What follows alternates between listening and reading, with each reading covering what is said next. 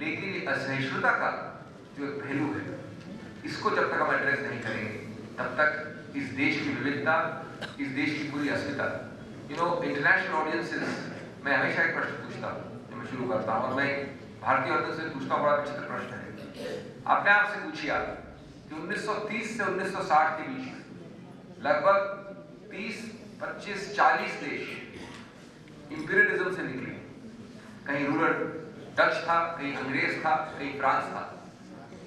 Asia में, Africa में, Australia में, सब जगह पैसिफिक में कई देश निकले और गणतंत्र बने, आजादी मिली। भारत सिर्फ एक देश बचा, एक, जो उसके बाद अभी भी इतना व्यापक और प्रभावशाली गणतंत्र है। ये क्यों? ये कैसे हो? चमत्कार है।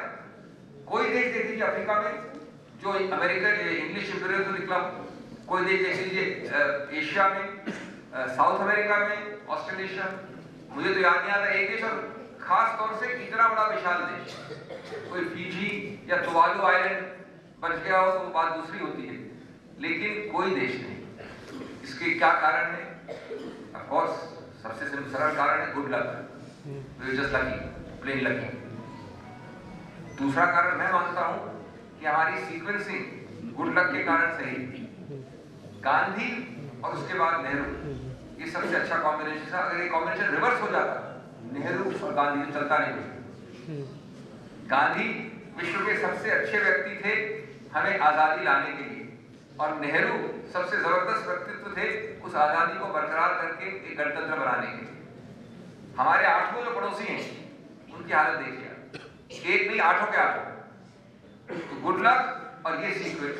लेकिन तीसरा महत्वपूर्ण कारण कि हमें ये जो प्रवृत्ति है सम्मिलित करने की, उसको सैलेड बोल कहिए या मेल्टिंग पॉट कहिए, मैं सैलेड बोल प्रेफर करता हूँ कि सैलेड बोल में हर सलाद की अपनी एक अभिव्यक्ति होती है, अपनी पहचान होती है, सबको मेल्ट करने की आवश्यकता नहीं होती। लेकिन यद्यपि सबकी पहचान सैलेड बोल में होती है अलग, लेकिन वो पूरे बोल को सशक्त बनाता है, शक्तिशाली बनाता है, न्यूट्रिशन देता है और सुंदरता देता है। तो हमारी जो ये विविधता है, ये तो हमारे selfish, self interest, national interest में ही आवश्यक है, क्योंकि उसके बिना तो भारत अलग हो जाएगा। वही हाल होगा जो बाकी देशों में हुआ है। आप सोचिए कि हमारे संविधान में ये निर्णय लिया गया उन महापुरुषों द्वारा, उसी वक्त, उसी समय, उसी संदर्भ में, उसी कारण से हमारे पड़ोसी देश में निर्णय लिया गया कि हम इसको थियोक्रेटिक स्टेट बनाते हैं। आज उस थियोक्रेटिक संविधान का और हमारे देश में क्या तुलना हो सकती है? इस संदर्भ में मैं इस दुखद प्रसंग के साथ अपनी बात अंत करूंगा, और वो है असहिष्णुता का थीम। आज दुर्भाग्य यह है कि जो लोग सत्ता में हैं, या जो लोग, और मैं किसी राजनीति की बात नहीं कर रहा हूं, जो लोग प्रभावशाली पद ऑक्युपाई करते हैं, कहीं सांसद, कहीं मंत्री, कहीं पदाधिकारी, वो अगर ऐसी भाषा, ऐसी शैली, और मेरे पास यहाँ पर कोट्स में, मेरे पास यहाँ पर लिंक है, डेट है, कुछ ऐसे कोटेशंस हैं जो मैं बोलने में चकता हूं। Those who can't live without this or that should go to Pakistan. मैं उसको अब्रीविएट कर रहा हूं। ये समुदाय इस देश में रह सकता है, लेकिन इसको ये खाना बंद करना पड़ेगा। दिल्ली में सरकार सिर्फ रामजादाओं की बनेगी। मैं आपको सिर्फ अब्रीविएटेड वर्जन दे रहा हूं। जहां ये अल्पसंख्यक 10 से 20% है, ये सब कोटेशंस हैं, और इनमें से 90% कोटेशंस मंत्रियों और सांसदों द्वारा है, आम आदमी के द्वारा नहीं, या उच्च पदाधिकारियों द्वारा है। गोडसे और patriot just like Mahatma Gandhi, quote unquote, इत्यादि इत्यादि बहुत है मेरे पास। शाहरुख खान हिंदुस्तान में, उसकी आत्मा पाकिस्तान में।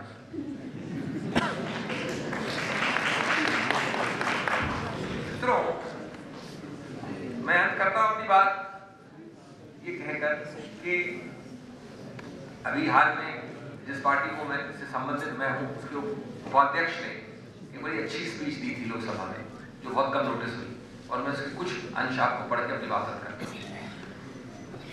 He said that these heroes, जो मैं बात की, जीएनपी, भारत का जीएनपी, गांधी, नेहरू, पटेल, या आजाद, जो महानुभाव, these were heroes. Why?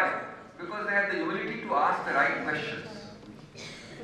Humility to ask the right questions, not to pretend that they had the answers, but the humility to ask the right questions.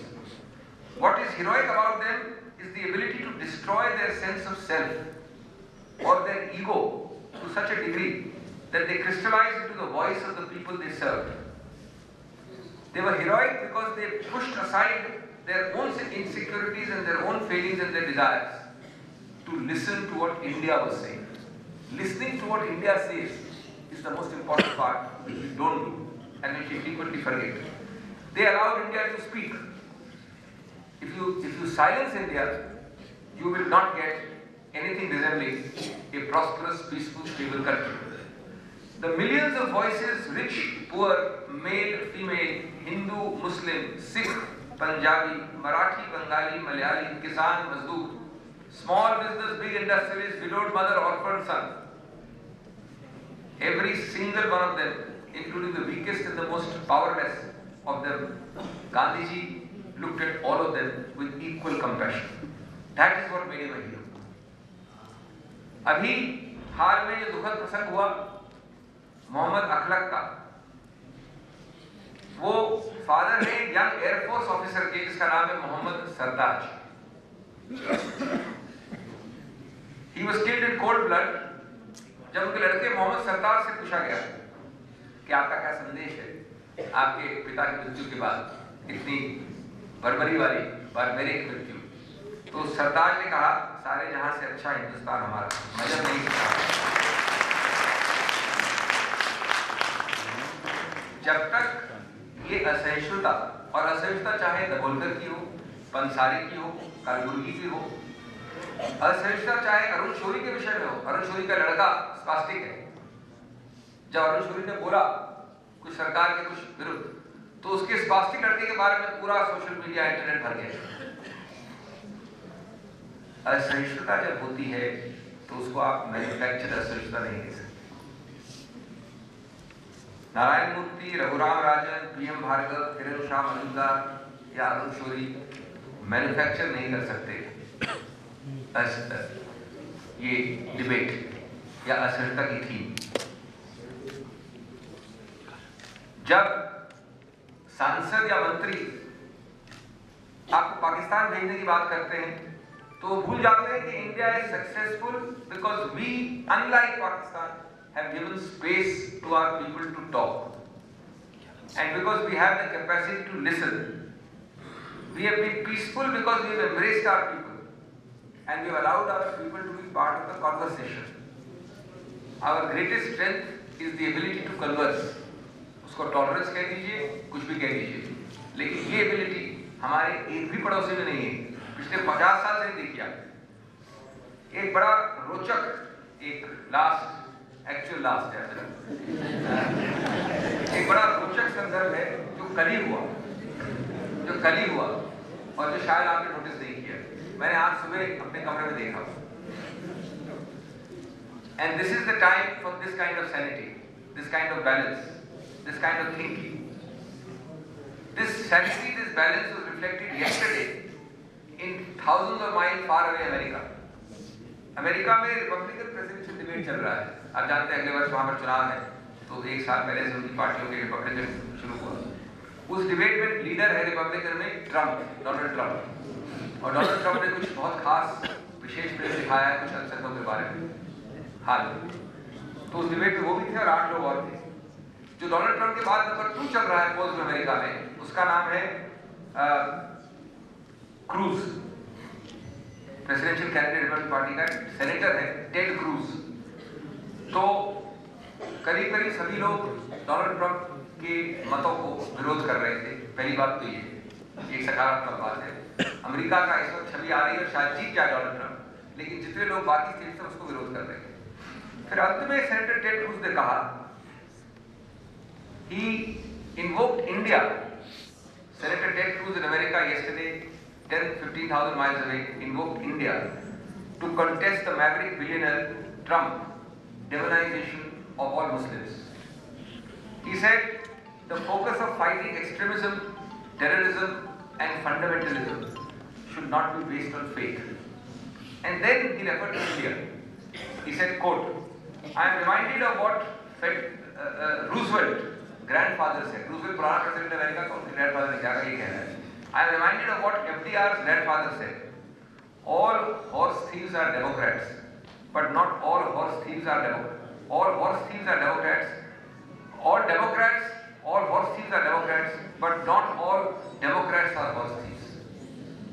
And then he said there are millions of peaceful Muslims around the world, like in India, where there is not the problems that we are seeing in nations controlled by the Qaeda or ISIS.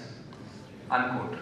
ये theme थी America में, ये भावना थी, और इसके contrast में हम जब देखते हैं कुछ असहिष्णुता की थीम्स हमारे देश में, तो हमें बहुत दुख होता है और दुख होना चाहिए. बहुत बहुत धन्यवाद, आपने सबने से सुना.